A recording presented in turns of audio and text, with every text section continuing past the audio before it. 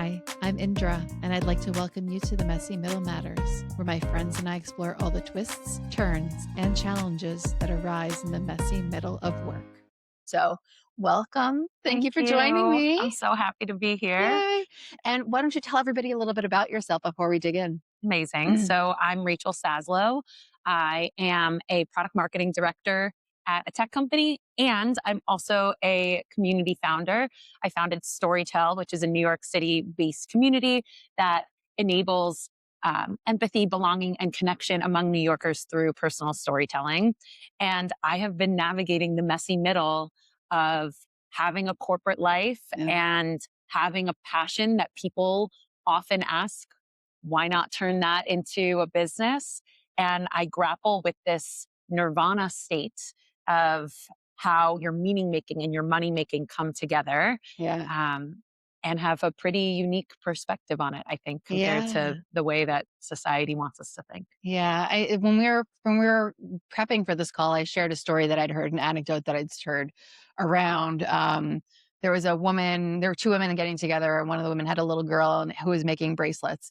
And the woman who was not the mother said, like, well, you can create an Etsy shop off of this. And the mother was like, no, she needs hobbies. She does not need to commoditize everything in her life because we're so deep in hustle culture and how am I going to make money off of this? Or maybe I'm the next startup, or maybe I'm the next, Brene Brown, whatever you're trying to do, which is just, it can take away the joy and the thing that nourishes you from those things. Like some people are like, oh, I'm great at photography, do what you love. Or there's like, we can even go into the Malcolm Gladwell 1,000 hours kind of thing too. Mhm. But yeah, it's just pretty, remarkable. So let's start talking about how do you start Storytell? Sure. So, Storytell, like many entrepreneurial ventures, came from a personal need. Yeah. I grew up in New Jersey. I had a stint in Chicago.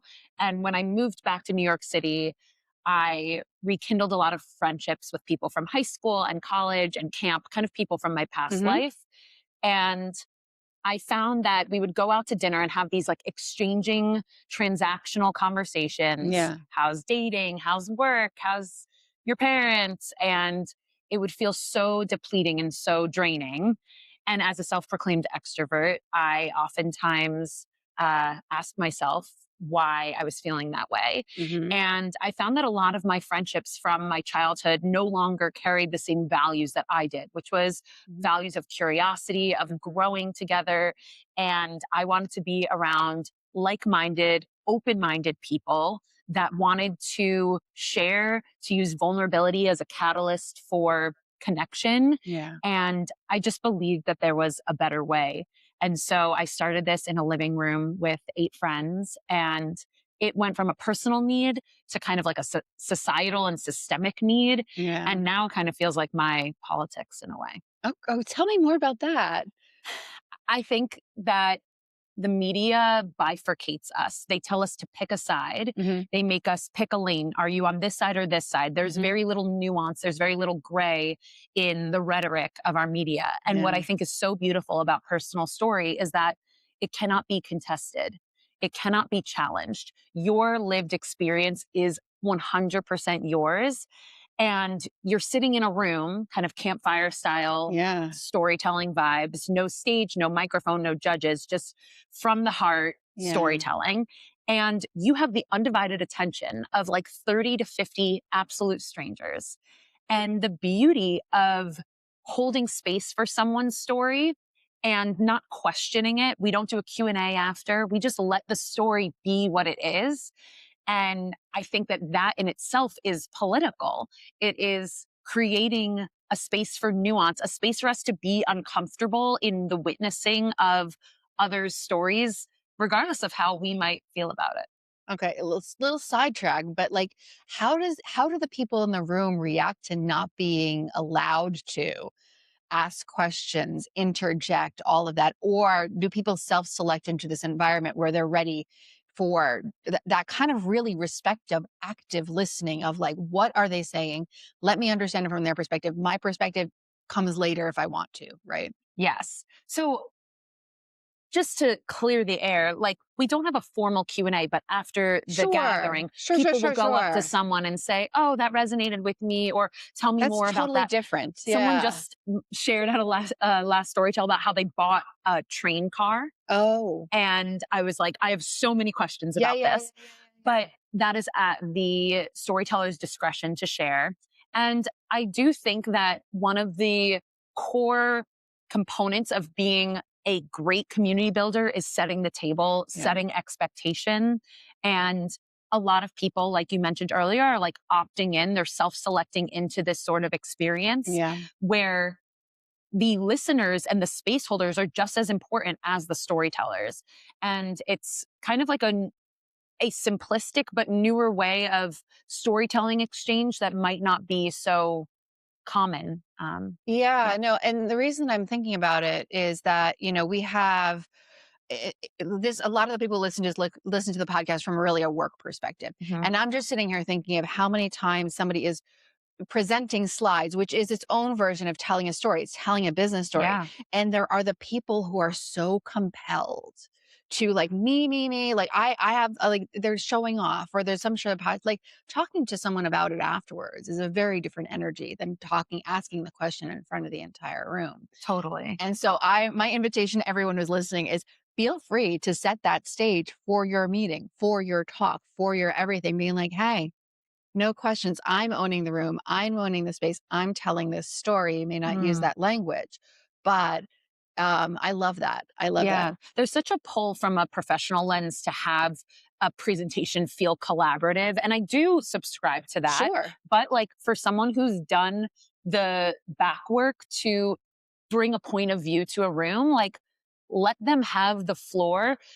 Oftentimes when I have a question on a presentation, 90% of the time they get to it 3 slides at later. some Yeah, point. Yeah, yeah, it's just not the way I would have shared that story. But yeah. like we project our own beliefs and our own ways of how a story should be shared or how it should unfold or how the Yeah. presentation should yeah, kind of like take part. And I think that giving an individual that creative liberty to let the story be theirs Yeah. is a beautiful thing. Yeah. And just for just comparison, I'm completely curious. I have not yet had a chance to go to one of your events. It's never aligned on my schedule. But I look forward to it. Are people using notes? Are they talking off the cuff? Is it like moth like? Is it like? People are speaking straight from the heart. It is it is so beautiful because some people have likened it to, oh, I'm just listening to a podcast or I'm having a chat with a friend. That's what it Sure. feels like to them. We have at the beginning of the event small group breakouts where we explore the philosophical and the intellectual side of the theme of the month. Okay. And the reason we do that is because to operate at like an intellectual level requires a lot less vulnerability, but it Yeah. still primes you on like, what are my beliefs on this theme? And how do I feel about this? And kind of mirroring and reflecting how others are also metabolizing that theme. And from that, a lot of personal stories emerge. I have actually been involved in a lot of like salon style philosophical Yeah. groups. And I find that a lot of people try to anchor into the intellectual, but you always find that the Mhm. personal anecdotes like seep in of, you know, a moment where I, in an uncontested way, felt and experienced this one thing. And this is my truth. Yeah. And, sometimes people will lean on notes or bullet points that they've written down, Sure. Sure, sure, and you sure. can do whatever you want. But most of the time, it's just from the heart. Yeah, it's funny. I was at a salon yesterday. The topic was healthcare. And I will say the people who were the most compelling speakers, not just for me, but you could hear it from the reaction after they finished their 7-minute talk, was the people who were super personal, who were talking from the Yeah. heart, or were sharing a lived experience that was just so deeply relatable. So Yeah. you're creating an amazing Thank space. you. And I can see why people, not just the American like go go go culture is the people who have that mindset are like asking you like why don't you just turn this into your business, but like I imagine that some people are saying they want more of this because I think we're craving the thing that you're putting out into the world like as humans, Yeah. that whether it's authenticity, whether it's the storytelling, whether it's community, like there's so many elements that you're talking about. um let's talk a little bit about like the people pushing, pulling you, encouraging you to go into the commoditization and why you've intentionally said, like you gave that thing the Heisman. You're like, no, not for me, not for Yeah. me. And I'll caveat, it's a not for me right now. I give myself the Yeah. utmost radical permission to change my mind at any moment. I Snaps for haven't that. yet. Snaps for that. I haven't yet. It's Yeah. been 3 years and I'm still headstrong on this being a passion project. Yeah.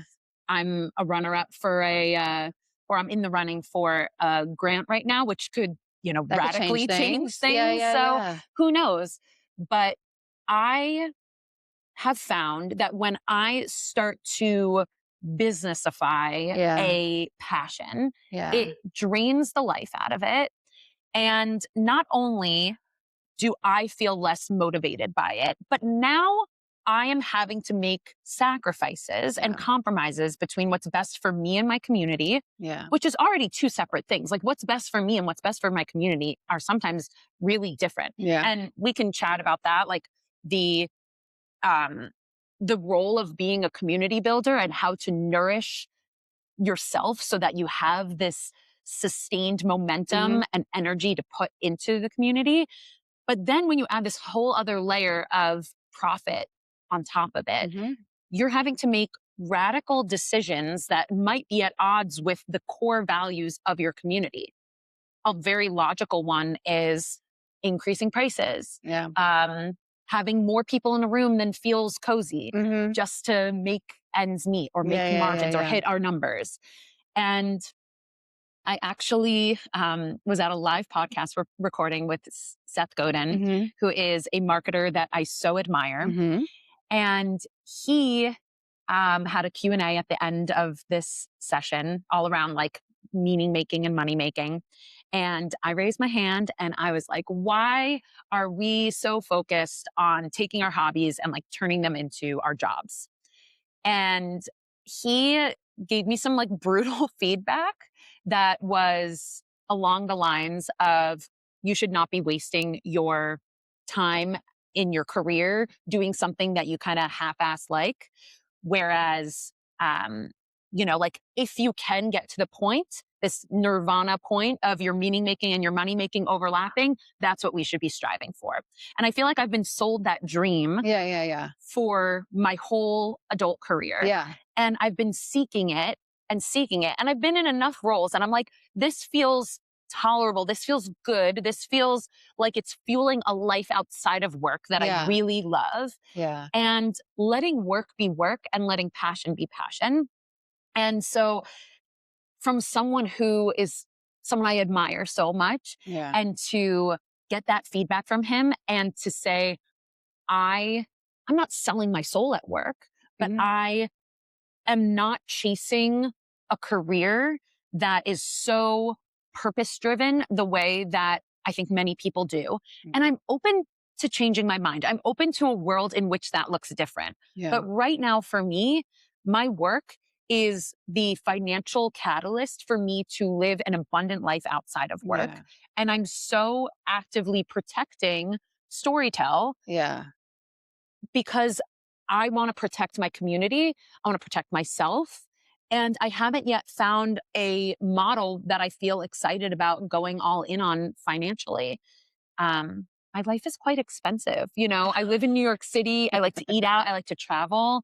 Um, I think I acknowledge that there's a little bit of fear in my approach, but I also feel like majority of it is coming from an intrinsic knowing and a sense of self that like I want to preserve um the efficacy, that I want to preserve the meaning and the container of Storytell as what it is without competing with capitalistic tendencies. You're tapping into something that's just so darn important. Like we've got again, the models that we have, like, I'm stuck on this phrase, the hustle culture. It's and this like do what you love and all these different, things that happen that have been said in the zeitgeist and that are out there. But like, there are not enough people talking about what you're talking about, which is truly, as much as I'm going to cringe as I'm saying this, it's true work life balance, Mhm. right? It's how do I use my day job? It's not, I'm working for the weekend. That's not what you're talking about. You're using, it's the engine. Your work is the engine, and it's not emotionally exhausting you. And you have the right boundaries in place that allow you to use that engine to provide the sustenance, in this case, in large part, money and stability and a lot of other things to fuel the thing that is the addition to your life. You've got multiple facets of your life for this moment at this time until you're ready to set up an LLC and deal with all the accounting and all the other craziness that comes with that, right? Which may or may not ever happen. And you're creating the invitation to change your mind. So, Yeah. It is very counterculture yeah, to accept. It almost feels like I'm like throwing in the towel on a life where my passion and my capital are intertwined. yeah, And I feel like, especially being a millennial, we are often kind of sold this dream that it's possible. And I think it is possible. But for those who it's not possible for right now, yeah, I can't live a life where I'm striving and tinkering with my career to the point of exhaustion. yeah, I've had so many jobs in my life, and they fuel strategy for me. They fuel a bit of creativity, like you said, security and safety, yeah. financial stability. And that's the role that I'm letting work play in my life right now. And I sometimes feel a little embarrassed to say that, because there's this striving culture, this there must be more culture Yeah. that millennials subscribe to. And I feel like the more I'm striving, the less I'm being present and in the moment with my current life that's in front of me. Yeah. I'm not sitting on my hands, like not putting myself out there and open to dreams coming through my path. Sure. And and that, like, it's both an openness and and a security and a presence. And I Yeah. feel like balancing the two is something that I've spent a lot of time really grappling with and trying to accept. There's two words that are bubbling in my brain as you're talking. One is intentionality. Like, you are so intentional with where you're investing your Mhm. energy and attention, and being deliberate around that. And I think that that's what not enough of us do, because I mean, I'm a generation older than you, and we were told, like, the goal was to get a job that's going to last you for your entire life. Actually, my generation was told not to count on that anymore. Mm, Boomers were told that's their yeah, job, like, work until I can get that pension. yeah. My generation was like, we'll see what you get, right? And then and it's changed. And then you look at Gen Z; they're in a completely different category. They're like multi hyphenates by necessity, Mhm. which is really interesting. And it's an interesting shift, and I admire you. I admire you for the way Yeah. that you're doing this and the way that you're navigating it.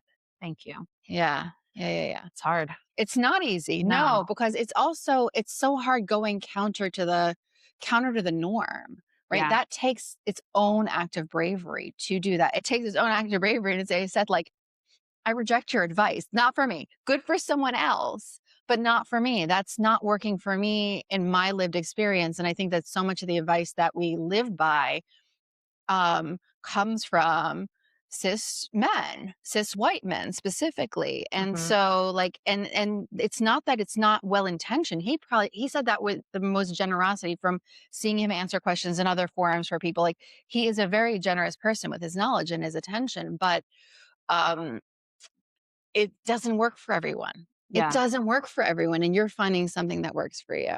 The external advice that we get is always through the lens of someone's lived experience. Yeah. And so when I was let go from a past job, all of my friends were like, you need to go to Australia and you need to go on a crazy trip. And I was like, that sounds great and all, but like, I'm not in that life stage right now. I'm like not in that mindset. I'm really in like a Yeah. rooting, grounding mindset right now. And I'm realizing that, like, all those opinions that I were getting was from people who wished that they could do that, or like Yeah. it came from their own personal life and where they felt scarcity.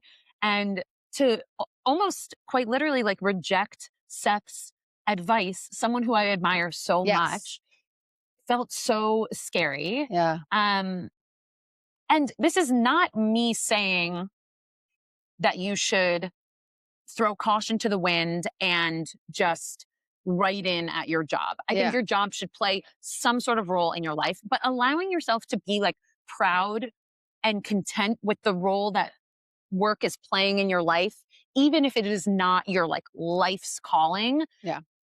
I I, I just feel like it's a dream that we're being sold that I'm open to achieving, and also present and accepting of a world where my work is fueling a life that I love. Yeah, I think there's 3 if I think about work, and ideally there's 3 categories that work can play for you. One is it is like you are so in flow. It's helping you live out your life's mission.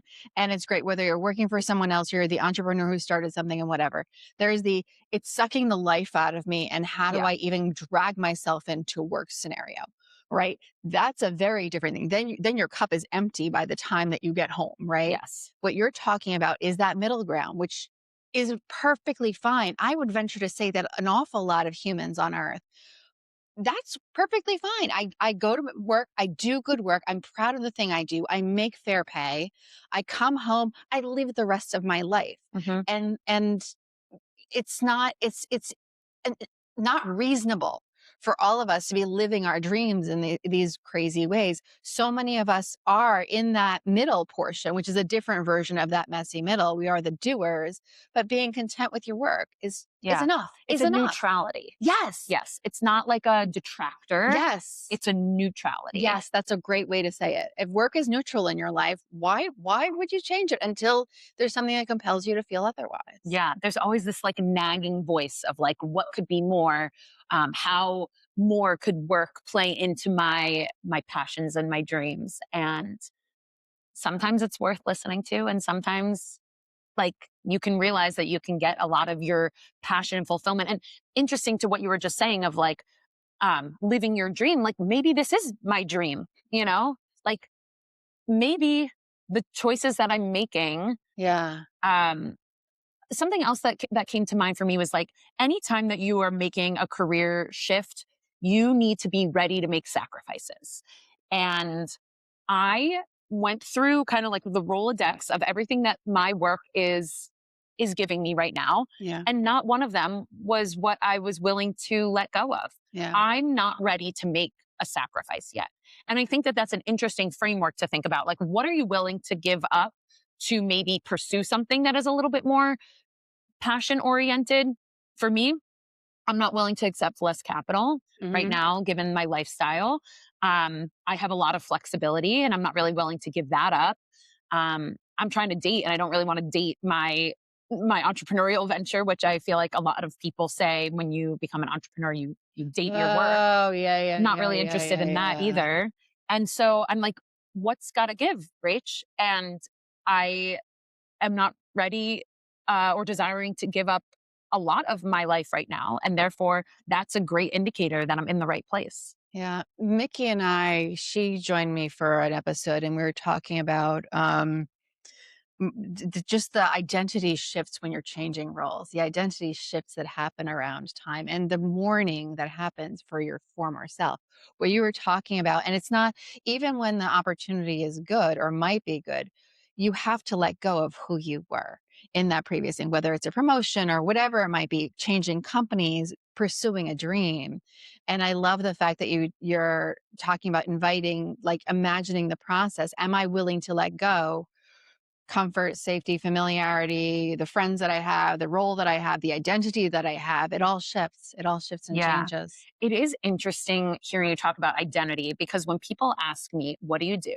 I deflect hard and I say for work or for fun because I try to give people Question. the option to like not Yeah. hone in on work. And I tell people that work is the least interesting thing about me. But if you want to talk about work, we can talk about work. And I give people the out to talk about things that are more passion and passion driven for us that are not necessarily attributed to our full-time work. And this concept of identity and how it Yeah. weaves into your work, like I don't lead by saying I'm a product marketer. Yeah. I am still kind of trying to figure out what my like elevator pitch is. And I think that a lot of multi Yeah. hyphenates grapple with this friction of like, what do I lead with? What do I call myself? Like, I do so many Yeah, things. yeah, What do I yeah, yeah, stand, yeah. what do I stand for? I think, um, by being able to own your multitudes and let others into that world, by saying what I love to do or what I stand for or what I'm passionate about is something that makes up more of my identity rather than the role that I have. And if you really look at it, like product marketing and running this storytelling community has a through Sure. line of Sure, sure, storytelling. sure. Um, so there are through lines there, but I really try not to lean on my role or my title as a means for my identity because I really don't feel like it captures it. I don't think that's a deflection. I think it's an invitation. Yeah, that It's too. beautiful. Thank And you. so, okay, so I'll ask you because you might have something useful. 'Cause I think that that's going to be such money for so many people who struggle with that question. Like, so what do you do for work? Like, but the way that I learned this years ago was, how do you spend the days of your week? And then I love people that. just sit there and they're like, what do you mean by that? I'm like, your Hmm. choice, however you want to answer it. And like in this economy, people often, more often than ever in the past, are like, oh, thank you for saying it that way, because like people keep on asking me what I do for work. And Yeah. I'm right now trying to find something, right? I'm like, okay, I'm glad it was useful. Do you have an opening line when you're the one asking about somebody else?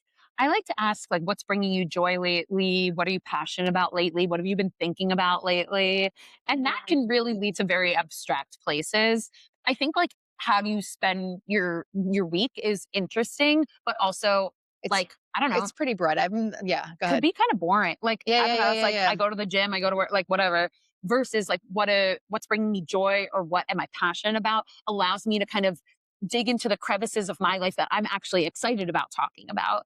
And I feel like some people are taken aback and surprised by that question, but most people are like really excited for that invitation. That's so nice. That is so nice and so generous. Wow.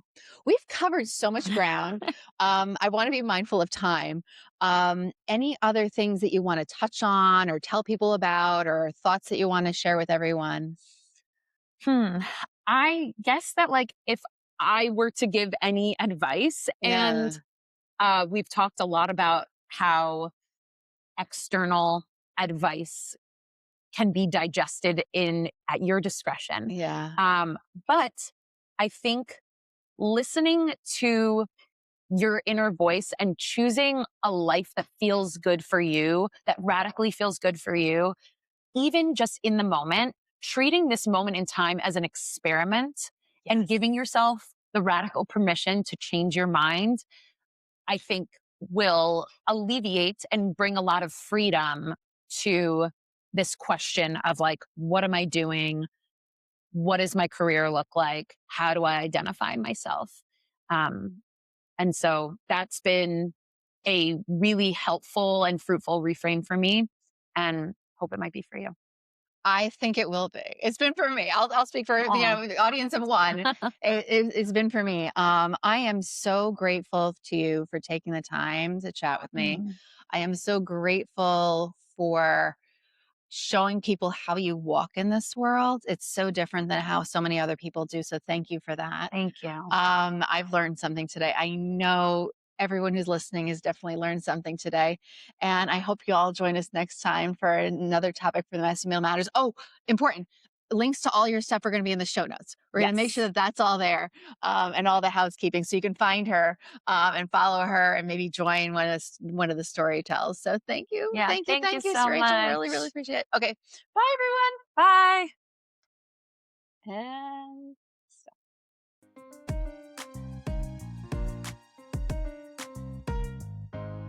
Thanks for taking time with us in the messy middle. Word of mouth remains the most powerful way for people to find us. If this episode sparked something for you, we'd love it if you'd subscribe to the podcast on your favorite app, download a few episodes, and share it with someone else who's navigating the in between.